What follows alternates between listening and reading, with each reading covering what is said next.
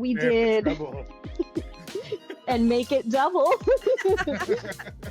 At the San Antonio Library? Uh-huh. Yeah, back in, I think, 2019. Oh my God. That's when I first started seeing your cosplay.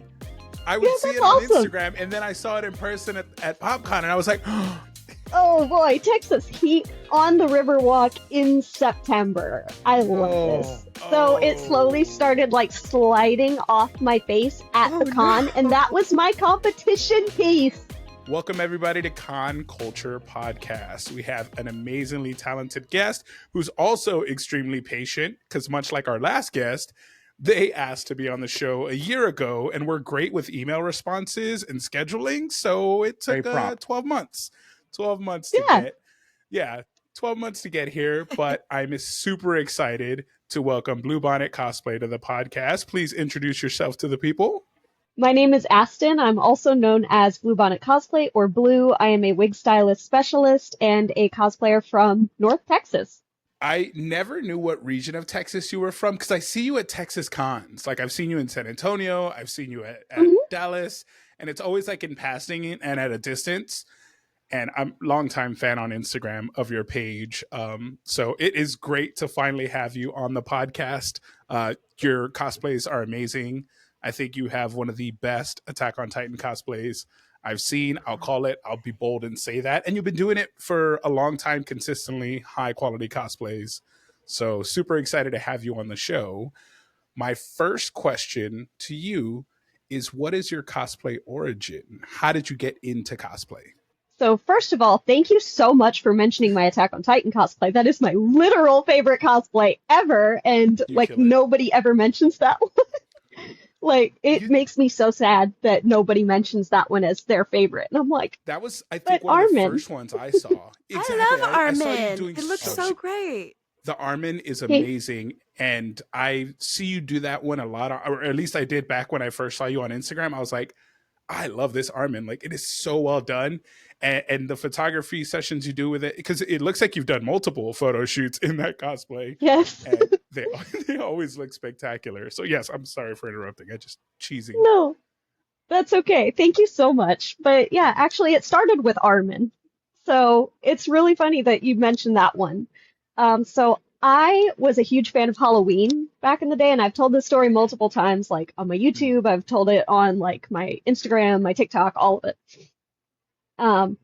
But when I was like 14, 15, somewhere in that range, I said to my mom, I said, I don't ever want to stop dressing up, because we used to plan cosplays, costumes, like a year in advance. And we would really employ a whole bunch of different techniques. Like there was I'm trying to think back. I don't have any pictures of my old Halloween costume, so it's a little bit difficult. Yeah. I think my sibling and I cosplayed Jesse and James one year. I know that we did and make it double. But I did a Pikachu costume one year where it was literally just a unitard that I painted with fabric paint, and we had made like a tail out of a tube and wire. And so I was just like, I don't ever want to stop doing this. This is amazing. My mom, who is a huge Trekkie, as you might know, Trekkies are like the OGs in many fandom spaces. But she introduced me to cosplay. She was like, hey, there's like groups of adults that do this like forever and ever. And it took me a few years to figure out what my original cosplay was going to be, like my first cosplay, my official one. Yeah. And when I watched Attack on Titan, I was like, I connect with Armin like so heavily that this has to be my first one. So yeah, that's kind of my origin story. It went from Halloween to my mom being like, hey, there's a group of people that just kind of go to convention spaces and they play dress up. And I'm like, I want to do that. Like, you don't have to wait till October 31st anymore. No. Yeah, exactly. I can do it year round. Quick follow-up question. Where did you wear that Armin cosplay to? Like, where was the first con you went to cosplay Armin? So aside from cons, I actually used to just kind of cosplay around town. So I grew up in San Antonio, and I would wear that one like to the Riverwalk just kind of randomly, and my mom and I would take pictures. But the first con that I officially wore Armin to was, I think, San Antonio PopCon. Actually, I'm looking at my desktop now. There's a picture on the screen of my first ever con. It was San Antonio PopCon. At the San Antonio Library? Uh-huh. Is that Yeah, back in, I think, 2019. Oh my God. That's when I first started seeing your cosplay. I would see it awesome. on Instagram, and then I saw it in person at PopCon, and I was like, oh, wait. And that was like when I wasn't wearing makeup.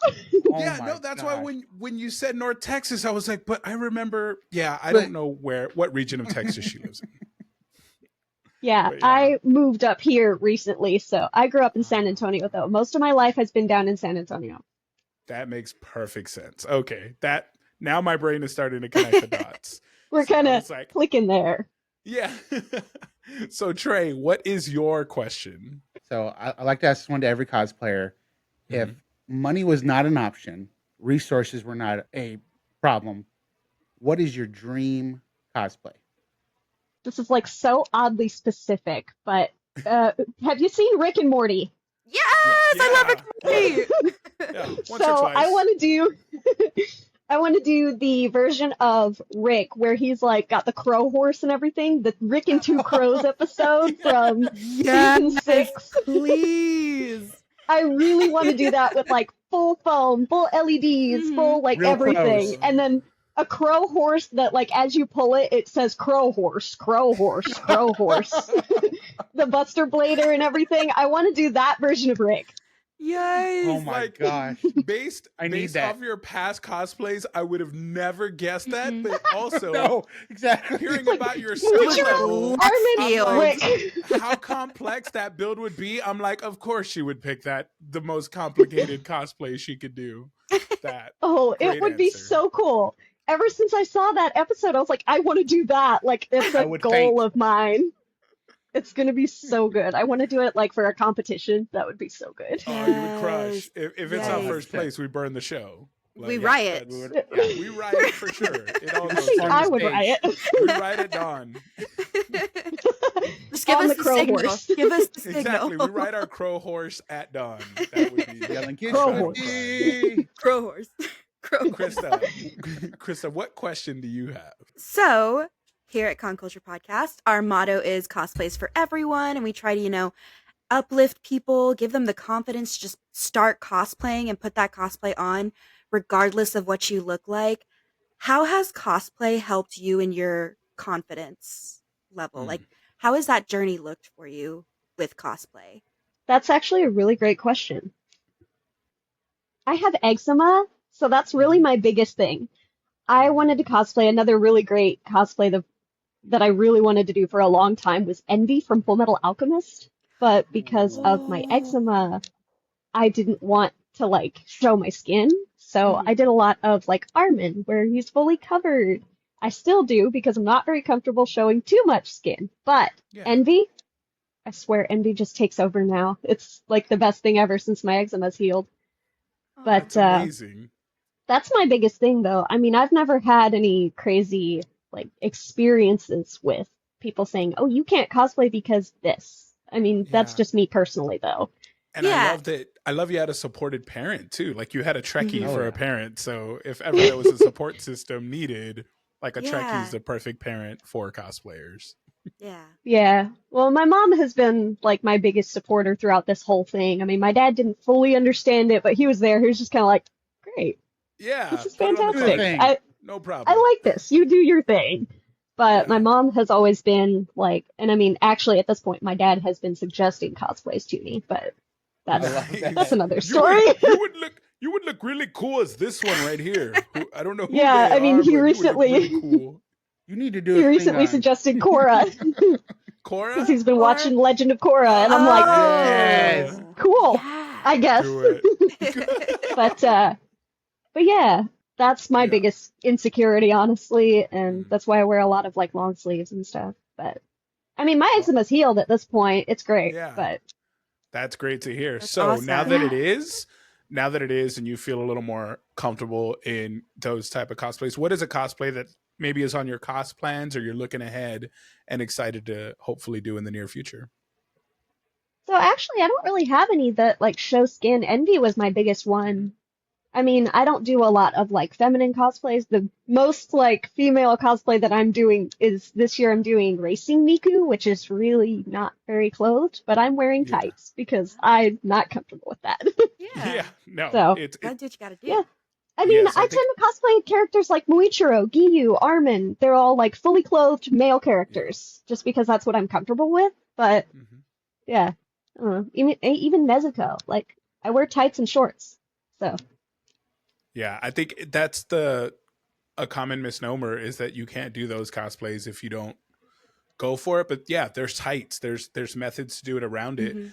I love the creativity of cosplayers to work around what makes them comfortable or what's culturally acceptable to them. We recently interviewed a cosplayer at Rebel Scum Con, and I love her because she incorporates her headpiece. She incorporates it with every cosplay she has. So sometimes it'll be hair, other times it'll be part of the helmet or part of the suit.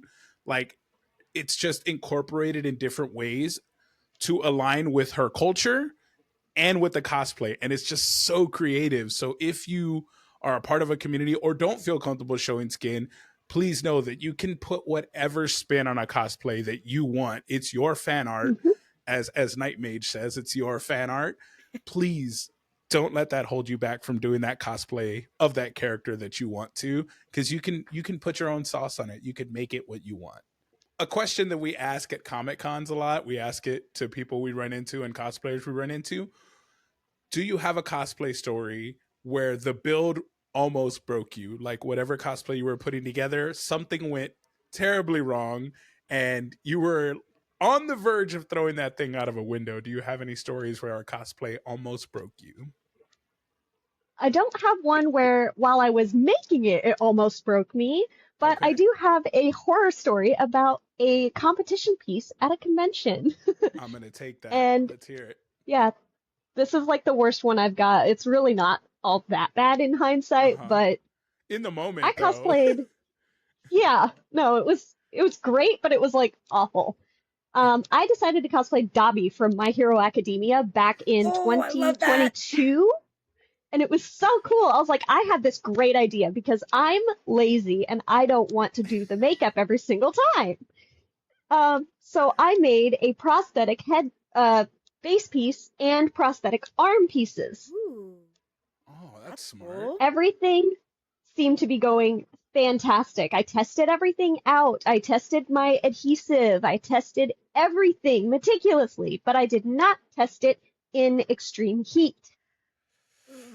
So That's my cosplay life. prosthetic, That's what. yeah. That's the killer. That's the Texas. Uh-huh. killer. Texas. I was like, oh boy, Texas heat on the Riverwalk in September. I love this. So it slowly Oh. started like sliding off my face at the Oh, con, no. and that was my competition piece.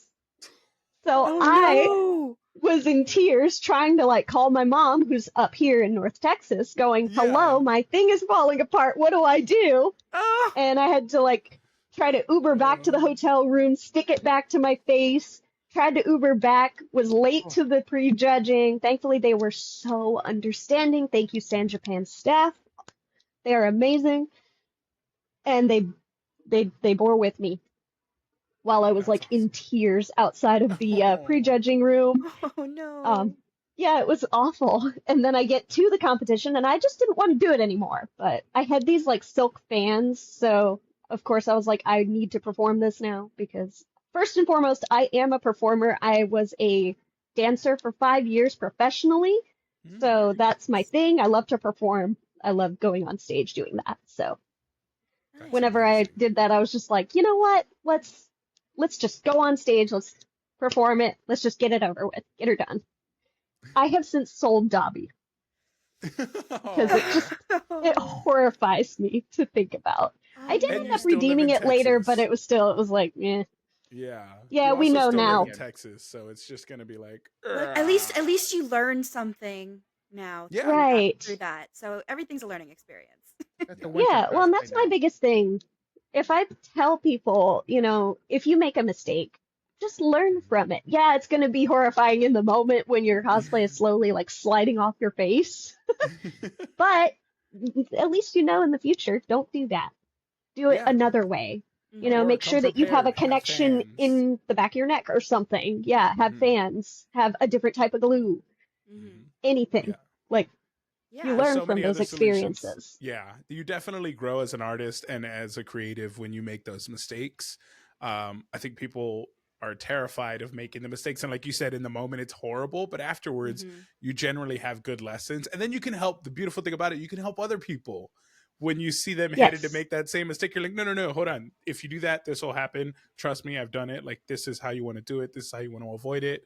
So there's so much good that comes from those mistakes, so just learn from them and move forward. Trey, what is your next question?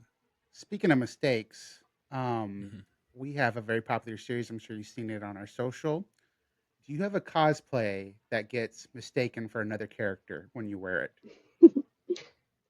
Not particularly. I mean, my Armin has been confused for Krista, and my Krista has been confused for Armin, but aside from that, I really don't have any that have been, like, confused. Even my Rat God cosplay, for those who don't know my Rat God cosplay from Mad Rat Dead, it's like this pink, like, a tuxedo type outfit with a nice hat and wings and everything.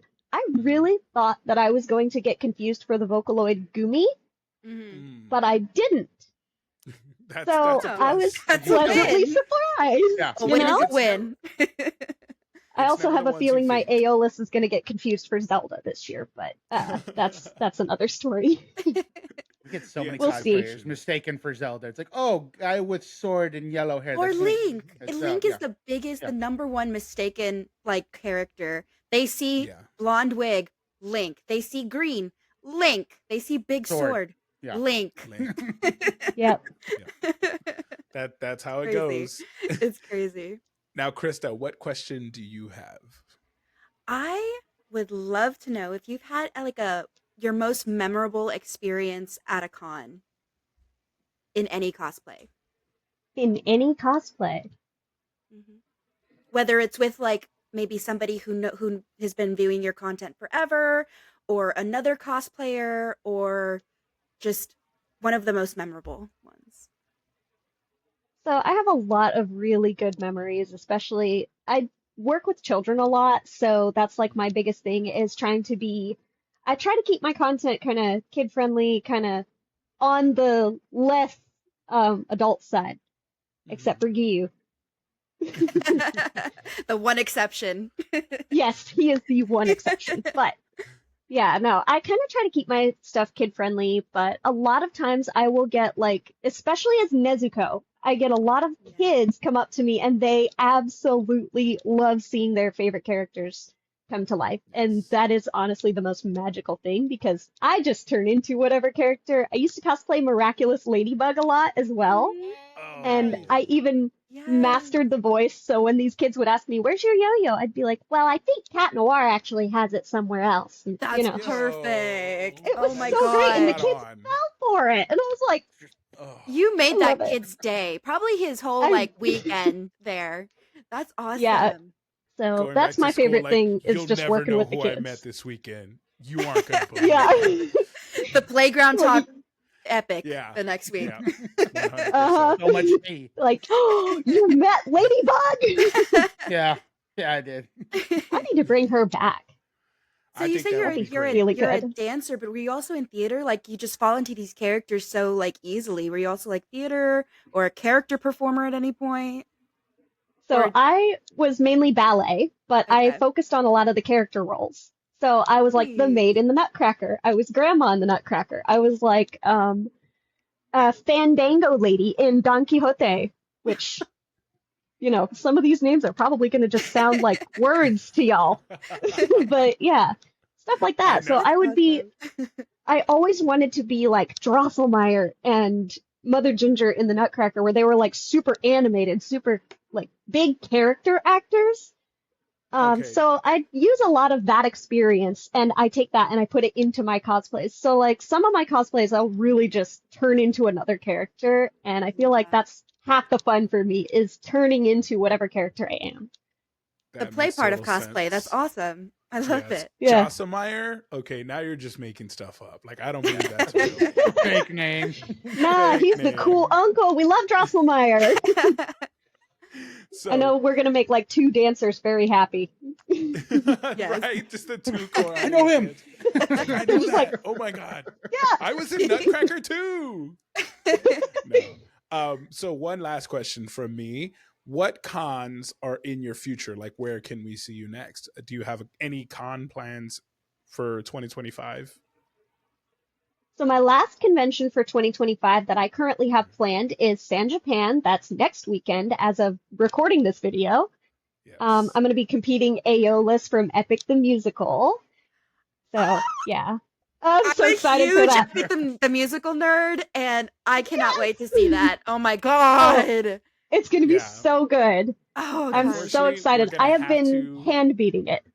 Yeah, unfortunately, we're gonna have beating to it? see the photos because we'll be at Dragon Con that weekend. Yeah, So Yeah. dang it.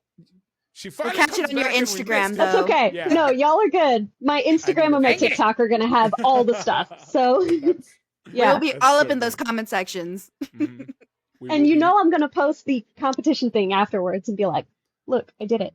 But yeah, Are I mean, you- I've been Hell yeah. hand beating this for 4 months Are you gonna straight. perform? And so I know you said you performed. What are you gonna? Are you gonna perform the song? I am What are you going gonna to do like, I'm doing on my walk on, but I have one of those toy silk balls as the wind. Oh, So that's I'm going to like sick. take that on stage and kind of work with that. So I have a little bit of choreography and then a little bit of improving, but I feel like she's kind of just one that's going to take over. I just Yeah. have a feeling. I love I'm so Aeolus. She excited to doesn't get see enough that. love. No, she does not. And I replay her songs whenever I'm listening to the whole album or whole musical. Really, there's like 30 songs. I always replay her songs. I start with her because I love that her voice is just so fun. Yes, the I whole, love like, that. And I love earworm. her motif. Yes. Her motif is so pretty. Now, So just hearing the way you've described how much you love performing, how much you love really getting into the role, I think a cosplay contest you should definitely enter if you get a chance next year. Colossal Con has Yes. a cosplay showcase where it's a full performance. They'll give you 3 to 4 minutes to do a whole routine in cosplay, and we have some insanely talented cosplayers doing either full vocal performances or full choreographed dance routines from some of their favorite animes in full cosplay.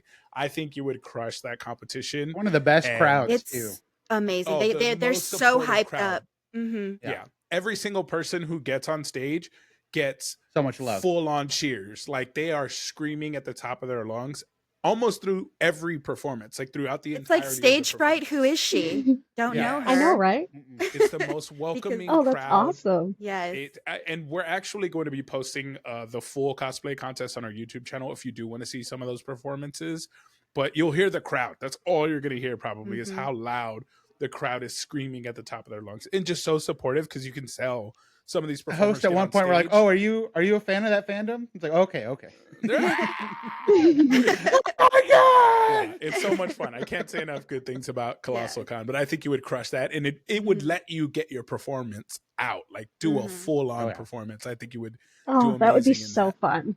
Yes. Yeah, highly recommend it. Definitely should check it out. In Round Rock. Kalahari Yep. Resort is where they normally host it. Colossal Con, Texas. I think you'd crush it. I So think I follow them actually. So they're Oh, great. yeah. They're so much fun. Now, last thing I want to ask is where can the people find you if they want to see your cosplays, they want to see the competition in San Japan, they want to catch everything. How do we find you on social media? So I am bluebonnet_cosplay on Instagram, TikTok. Trying to think of all my socials here. YouTube, I believe, is just Bluebonnet Cosplay. I am also on Xiaohongshu. I don't remember my username for that though, so it's something similar to that. No So worries, anybody no that knows that worries. one. Yes. But yeah. Thank you so much for being on the show. Thank you for being so patient and waiting a year to be on the show, Astin. I cannot thank you enough. It's such an honor to finally meet you, and I can't wait to see you at a con in the future. Maybe in 2026, we'll run into you. But thank you so much for being a part of the show. Of course, and thank you so much for having me. I really appreciate it. I know whenever I got the notification, I was just like super excited. I was like, "What? I'm gonna go on that cosplay podcast? That's so cool!" Heck yeah! It's That's so awesome. We'll catch you guys next time.